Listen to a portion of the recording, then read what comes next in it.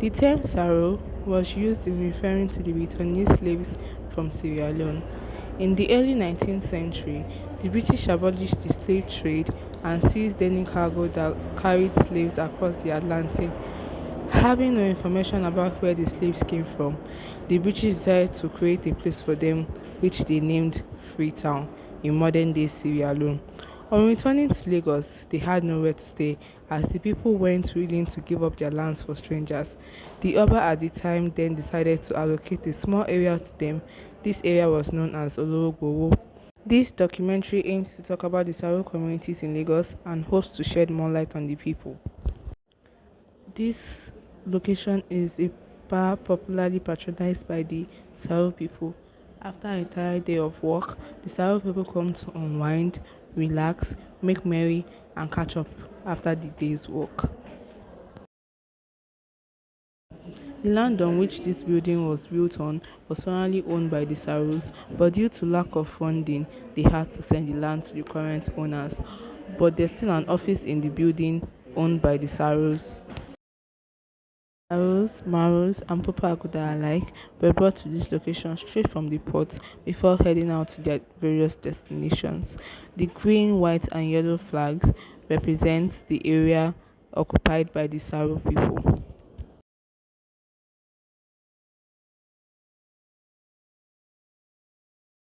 What was life like for the Saro people after they resettled in Lagos?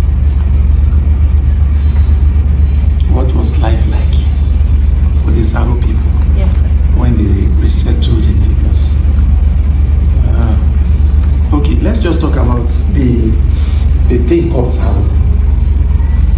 Saro were the set of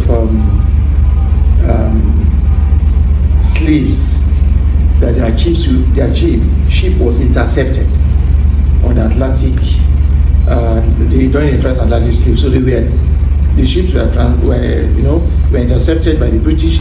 They were resettled on a land known as a free town, and that free town became Sierra Leone.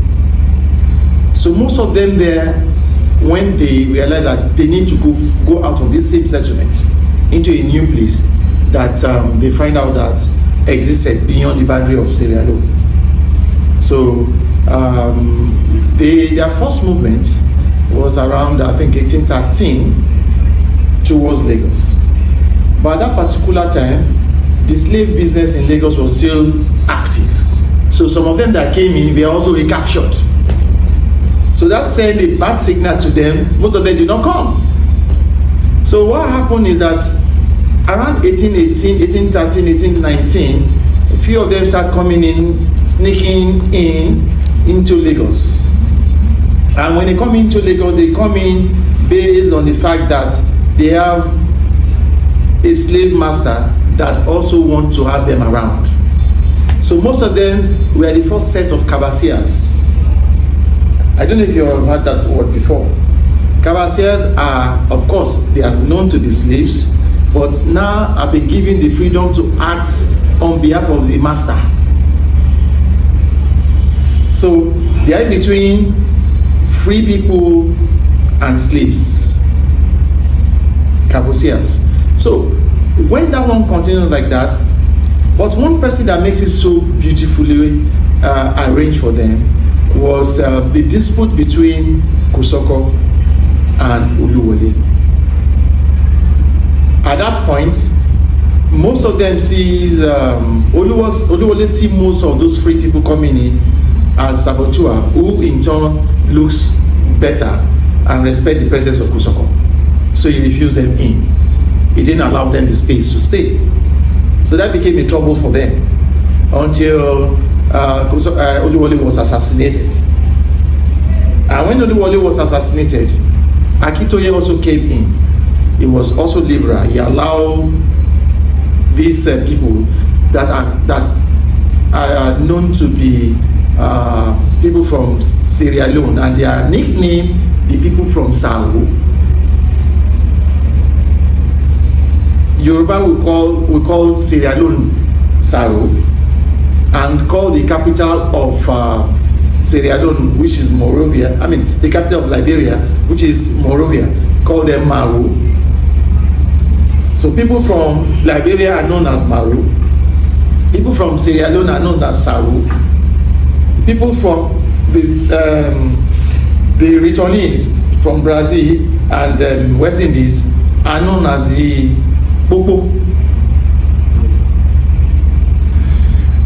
You understand? So those are three sets. But the fourth set, the first ones are these Sierra Leoneans.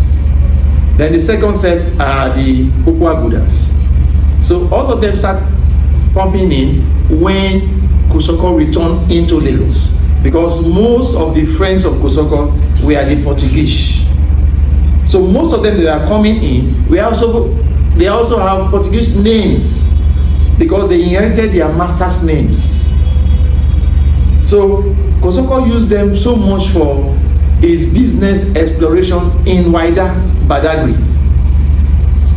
So he allowed them this freedom of movement. And that again made his position as the Olojo of Lagos a fruitful one. But something again happened when Kosoko had the issues of wanting to overthrow his cousin, his junior uncle, because Akitoye happened to be Kosoko's grandfather's last son. While Kosoko's grandfather, first son, is Kosoko's father. So, but Kosoko is older than Akitoye. Older, very old.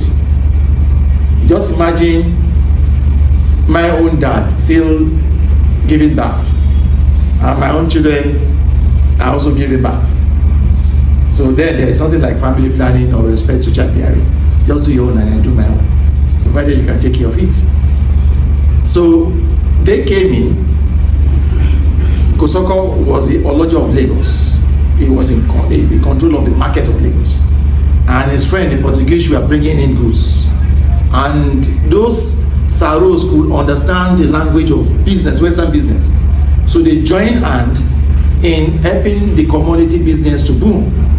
So they were allowed to have space. They could build houses in 2-3 weeks. They have structures in place because they had money. They are not slaves anymore. They are slaves that are being enriched with other activities that they know. So with that, they started having houses all over. So that their presence also provided a better platform for the Brazilians who also returned in. So they all had a better coexistence, that they started having land in the upper valley of Lagos, known as the Brazilian quarters, the Saro quarters. So they coexisted and they stayed. So their coming became so much during the era of Kosoko. And they were also used by Kosoko to attack Brazil. To attack Badagry, sorry. They were used by Kosoko to attack Badagry. And they were also used by Kosoko to stop the attack of the Egba people onto Lagos in 1847. So they had so much free space in Lagos. They never had trouble in Lagos. So what I did was to tell you how they came in, who are they and all the rest. So, and that would not tell you that because they were very influential in terms of money. They had money, they had the experience. So they expanded the face of Lagos from the old face to the new face, bringing modernization in structural design of structures, buildings. So they also were also involved in purchase of cowries, because the cowries were used in Lagos up till 1912. So when you bring your cowrie, instead of, you don't have notes, they get your cowrie, weigh it to the tune that I think is about 6 tons to 1D, and 1D at that particular time is at half pounds. So they measure it and give you that equivalent. So somebody will not sell it to the government, who will not sell it to a merchant that will go and use it to make breakable plates. So they had the funds to do that. They had the experience of what those things are useful. So they hunt down those materials for developmental purposes. So they had a very influential role in business activities.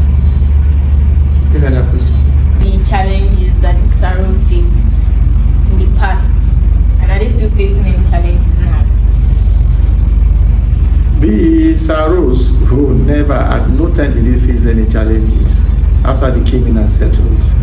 Rather, they were the one that are closer to the British. They were being used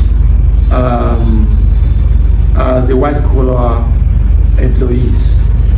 They serve as clerk, they serve as supervisors, they serve as toll gate collectors when they build the what's the name of this bridge? The Carter Bridge and the Denton Bridge. The Carter Bridge is this one. The Denton Bridge is the one by Oyinbo and Ido. So they were the one that were being used to collect toll gates, toll fare from those places. So they were being their presence within governance is so strong, and up to today they still have much more presence. The likes of Pinero, Pedro, Vaughan, name them. They've been civil servants, and they've been in civil service since 1854 till date. The Saro people, when we did our research, we knew them as Christians. What? As Christians. So are there any Muslim Saros, and how did they come about to Muslims? This is where you guys are mixing up. The Christians are the Popo Aguda. That's the Brazilian. Yes. The Brazilians, people that came from the West Indies. Those ones were slaves they were taken that have established themselves, and they have a role that they were playing at that point where they left. But these ones did not get to the slave, they didn't get to the farm. They were in ship going to the farm. And those sheep were stopped and they were discharged onto that land. And on that land, they begin a new life. So that place is known as Sierra Leone. So and that is where you have more of them. What's the name of this university? The first university in that time is remember this university name now. Yeah. That is a college founded by the British with the support of some Arabians. Call the name again. That name sounds British. So many people went to that school. Many of them return here as a Muslim. And some of them, most influential among them is Shitabe. Is Shitabe a Christian?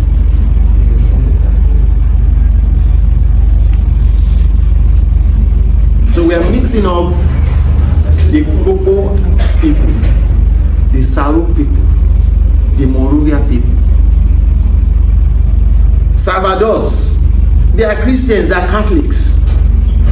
So if you go to where they are settled, you see that. Why the other ones, the Saros, most of the Saros merged together with Kosoko and even left Lagos. Because the first religion at that point, Christianity does not exist in Lagos until the 1850s. But it was Islam from 1774 till when they did their first open prayer in 1847. So they were all Muslims. And that's why when Ajayi Crowther came in, he wasn't allowed to say, the atmosphere wasn't beautiful for him to stay. So he had to leave Lagos and go to Abeokuta. And so that's why he went to the hinterland to preach the gospel. So don't let us mix. Yes, what would you say are the greatest achievements of the Saro people? Like I said it in my introduction, they changed this architectural structure of Lagos into a modern one. They brought facades, they brought story buildings, they brought a different architecture, and they brought Islamic education. I don't know if you understand. They brought Islamic education because they were in close contact with the Arabians. The Arabians moved in and out of Sierra Leone, Mali, and all those areas. And it was also the Arabians who were also trying to also begin to steal them, that made them to start moving towards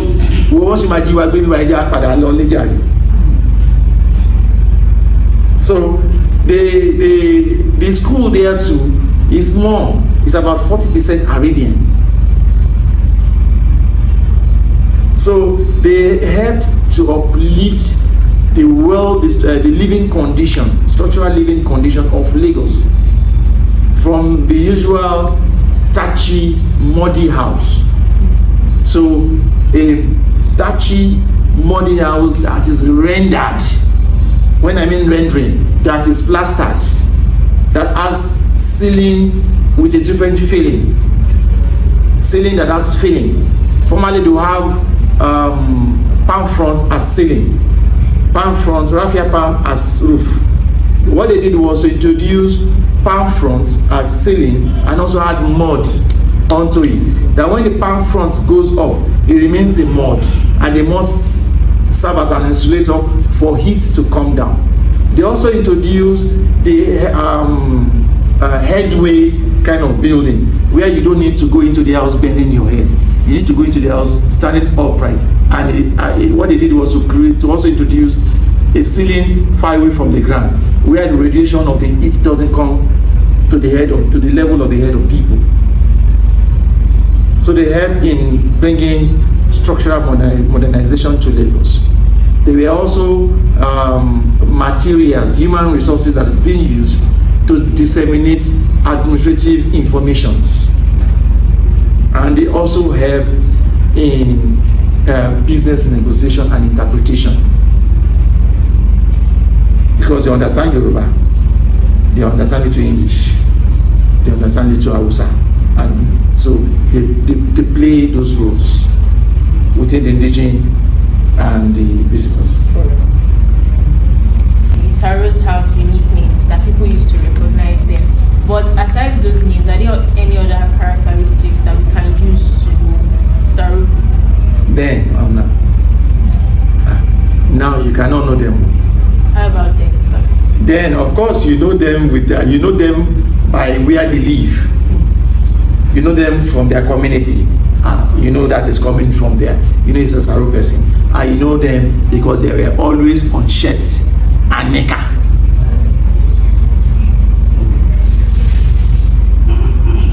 I don't know if you understand that. Yes, sir. They were always on shirts, nika. Because they have that life of this life. So why would they want to wear agbada? Does he have the money to purchase agbada? And for you to wear such kind of thing, you must be traditional related to is true to have that. Are there any other Saro communities? Yes. You have Saro communities in Badagry. Yes, you have them in Badagry, prominently in Badagry. But in Nekwe, they are mixed up with the Kwekwe and also in Ekwe, it is now in you can see them as a chieftaincy house. But in Lagos you have a community, and the community are also mixed up. So the Saros, the Aku, and the Saro, Moro, Aku, and the Pakpopo, they're all mixed together. So you guys are seeing them as one, whereas they are not. Some are slaves that bought their freedom, while some are captured slaves that were cut short of becoming a slave. So àwọn nìkan wá sọ pé àwọn lè ti ṣe oko ẹrú rí, àwọn kan ò ṣe rí, wọ́n mú wọn lẹ́rú, wọn ò ṣiṣẹ́ oko ẹrú. Àwọn ẹnìkan wọ́n mú wọn lẹ́rú, wọ́n ṣiṣẹ́ ẹrú, wọ́n tún fowó rara wọn padà láti dé èèyàn. I hope that Yoruba is not too much for you guys. Nah. What advice would you give to Saro people out there? To the Saro people? Yes, sir. Advice would I give to the Saro people? My take is that the Saros of nowadays should begin to look inward and act like a typical Saro that has never been pushed down. They are always on top. They know what they want and they go get what they want. They should come back and support the Lagos indigenous people in the civil service corridor and make it a different one, just like their project to have done. That's my take. Right, Can we clap, sir? You can. Thank you so much, sir.